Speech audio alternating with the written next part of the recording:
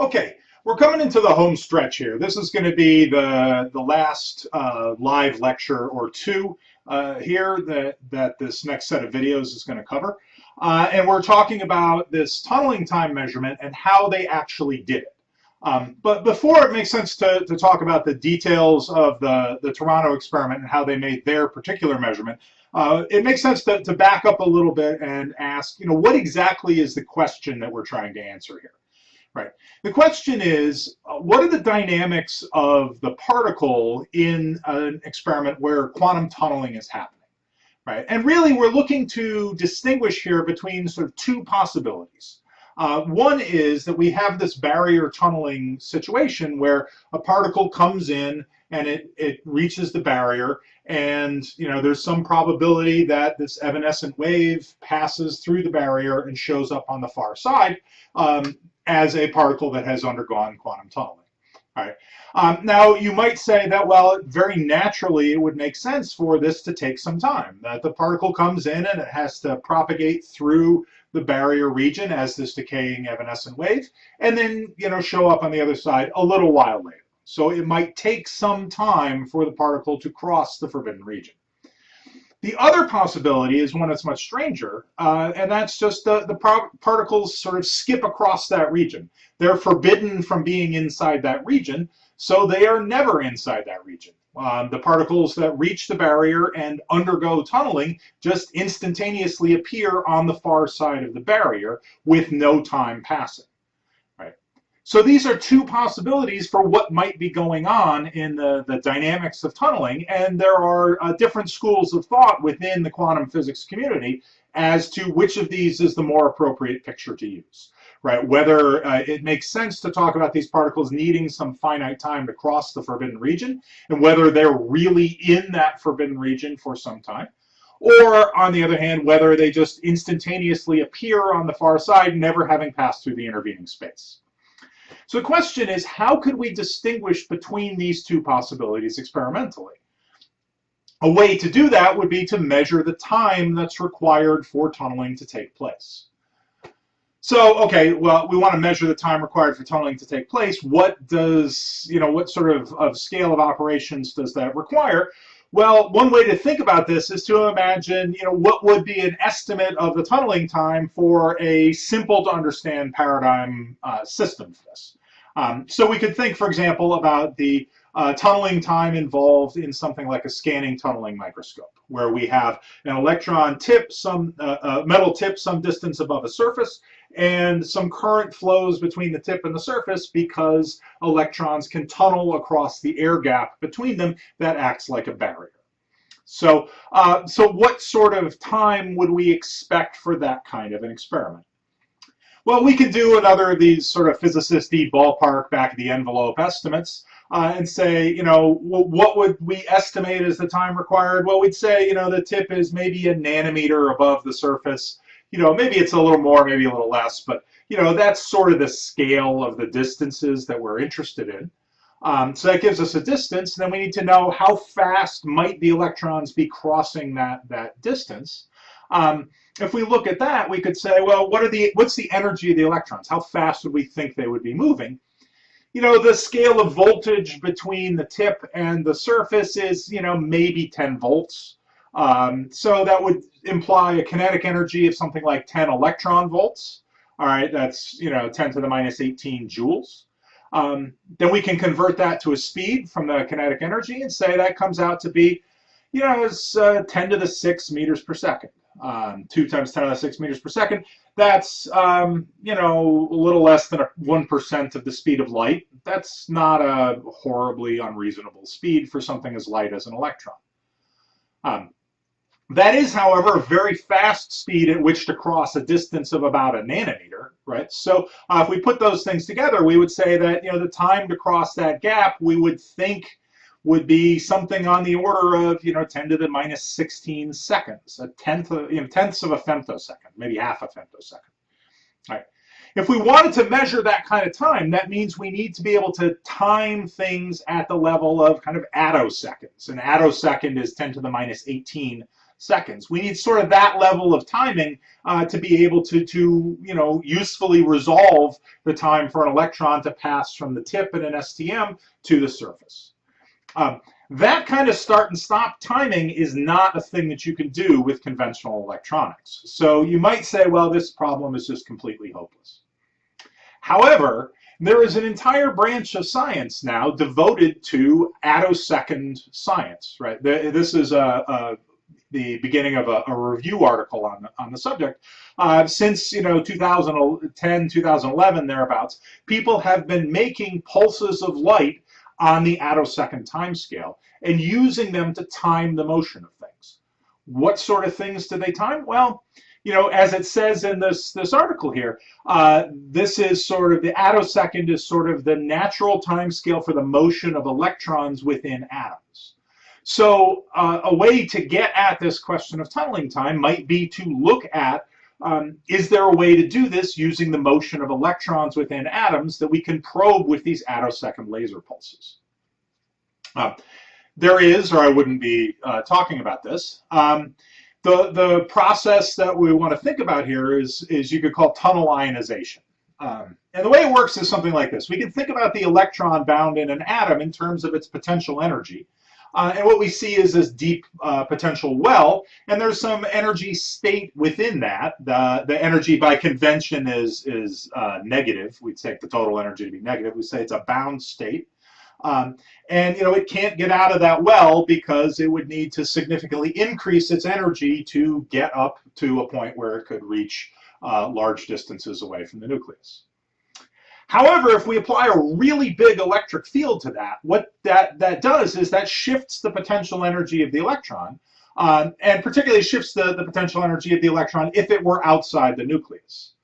Well, what effect does that have? That takes this flat surface with a divot in it that is the potential where the electron is trapped, and tilts it. Right. On the uphill side, that doesn't really change anything because the electron would still need to increase its energy even more to get out. But on the downhill side, right, this creates a situation that looks like the sort of barrier that you have in tunneling problems. Right. If the electron were outside the nucleus and some distance away, its energy would be exactly the same as the energy it has while it's inside the atom. And that means that electron can tunnel through that barrier. You can think of the electron in that well as sort of bouncing back and forth between places where its total energy is equal to the potential energy. But now there's this possibility of going through the barrier, finding a state on the outside that has exactly the same energy, and then cruising on away, accelerating away from the atom. So this ionizes the atom, and this is a tunneling process.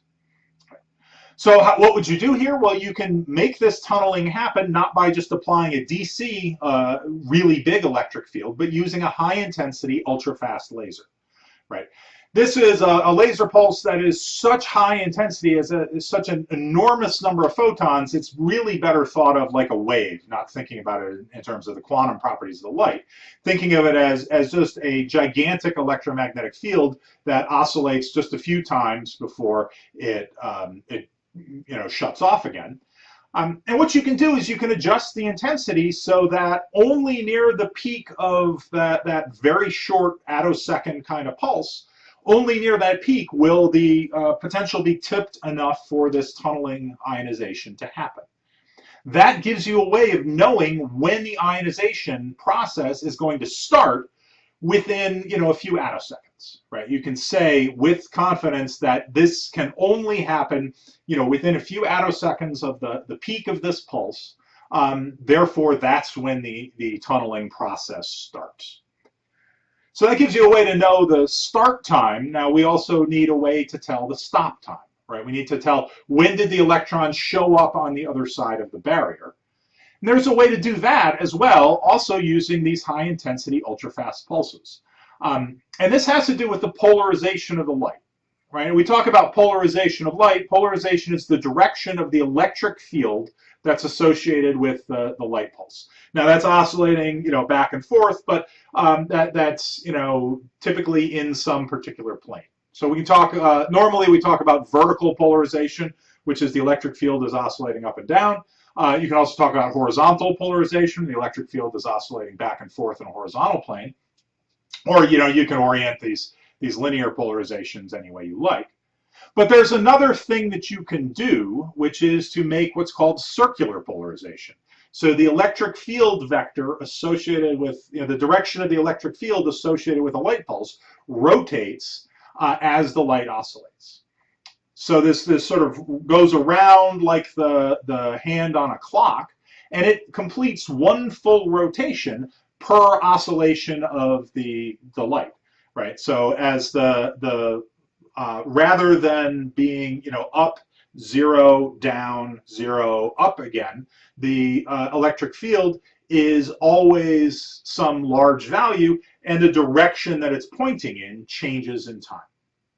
Okay. This circular polarization gives you something like the hand of a clock that you can use to time the behavior of an electron tunneling out of an atom that's being ionized by one of these very high intensity ultrafast pulses. The way it works is if the process is instantaneous, right? We have a large electric field applied that's pointing in a particular direction. If the process is instantaneous, the electron just appears on the far side of the barrier, and that electric field will accelerate it in a particular direction, and it shows up on a position-sensitive detector at some spot. On the other hand, if this tunneling takes some time, takes some finite time, there's a period of time during which the electron is really inside the forbidden region. It hasn't made it all the way out of the atom yet. And that means that by the time it gets to the outside, by the time it's out of the atom, the direction of the electric field has rotated, has shifted from the direction it was pointing in when the ionization process started to a slightly different direction. That gives the electron a push in a different direction, and that means that on the position-sensitive detector, the electron ends up in a different place sometime later. And how far it's gone, right, how far it's been deflected from its initial position, tells you something about how much time it's spent in that. That tells you how far that electric field is rotated, and that tells you what the time spent inside the barrier region was. Here's a slightly fancier picture of this, thanks to the graphics department at Griffith University from one of the papers that does this. It shows the same basic idea, right? We have this angle, right? The electrons arrive at a position-sensitive detector in some particular places, and how much that's rotated away from the starting direction acts like the angle of the hands on a clock, telling you how much time was required to go through that tunneling process. So when they do this experiment, they refer to this as an attoclock, right? Because it can time things at the attosecond scale. When they do this experiment, what do they see? This is an experiment using hydrogen atoms that they ionize with these high-intensity ultrafast pulses. In the graph here, the black points with big error bars, those are the experimental measurements of the angle that they record, the difference in angle on their detector, which they convert to a time in attoseconds. Now you see this varies as they vary the laser intensity, but that turns out to be exactly what you expect to happen, even in the case where the tunneling time is 0. All of the other points up there in the upper part of the graph, those are all theoretical predictions for what angle you should expect to measure based on the laser intensity for for a case where this tunneling time is 0, where it instantaneously appears on the outside. And you see those agree pretty nicely with the experimental measurements. If anything, the experimental measurements are probably even a little lower in implied time than the theoretical points, but not by an amount that would cause anybody to think there's anything really funny going on there. So this seems to say that the experiment with hydrogen doing this shows that the tunneling time is indistinguishable from 0. Or the way they put it, there's an upper limit on what that tunneling time could possibly be, that is about 2 attoseconds. So really, really, really short, right at sort of the limit of their ability to measure this. So this is an experiment that came out in 2019. It was published in 2019. It took a little while to get through the review process. And this seems to say that the tunneling time is 0. Now, a question you could reasonably ask is, is that a absolutely definitive measurement? And it's not perfectly definitive. There's a few issues with this. One is there's a little bit of ambiguity about exactly when should you say that the tunneling process starts. Right, the tunneling process, you can arrange the amplitude of these pulses such that it should really only take place near the peak of the pulse. But does it really start at the peak of the pulse, or does it start maybe a little before? There's a little bit of ambiguity about exactly what is your start time in that case. The other thing is, right, as you see, this varies with laser intensity and needs a comparison to theory to say that what we're seeing is a zero tunneling time. So there's a lot of theoretical modeling that goes into interpreting this shift that they measure, and there's not universal agreement about the meaning of that. There are some other experiments with other atoms that claim to see a tunneling time that isn't 0.